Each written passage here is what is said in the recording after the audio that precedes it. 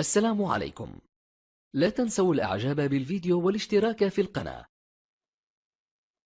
Good afternoon, Dr. Naik. My name is Izzy Westbury. I'm the secretary here at the Oxford Union. I have a very short question to ask. You talk about the hijab being something that serves to protect a woman.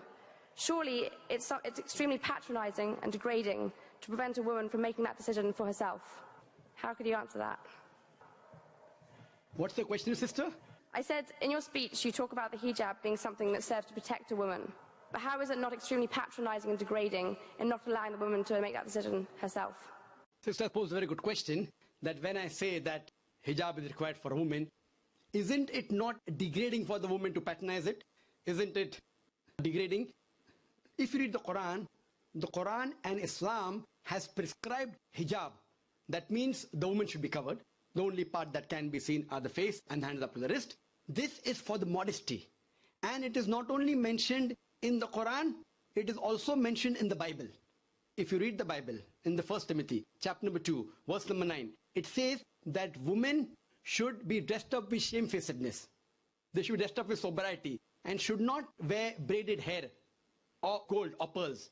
It's further mentioned in the 1 Corinthians, chapter number 11, verse number 5, 6. The woman that does not cover her head, then she dishonors her head. Her head should be shaved off. Anyway, I don't agree with this. I'm just quoting you from the Bible. Same way, if you go to the Vedas, it says that the woman should cover the head. So all the religious scriptures, they talk about the woman covering their head. It is for modesty.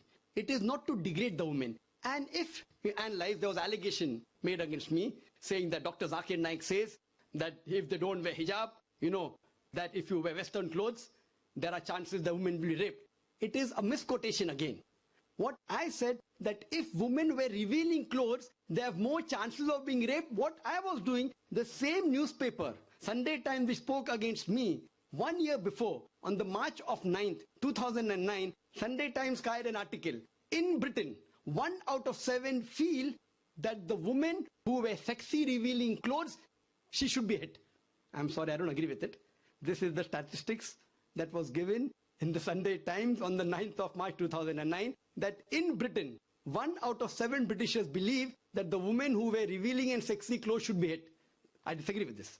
Furthermore, one more article came in 2005 in the same newspaper, Sunday Times. It said that 26% of the Britishers, they feel that wearing revealing clothes is partially or totally responsible for the rape. So what I say, that the more modest you are dressed up, you are respected more. So Islam has prescribed the modest hijab for the woman, not to degrade her but to uplift her. I do agree there may be cultural differences. Islam cannot force anyone to adopt it. There are cultural differences. For example, I'll give you an example. That some societies, what they feel, that even looking at a woman is immodest. Some societies feel looking is no problem, but touching a woman is immodest. Some of the societies feel shaking hand is no problem.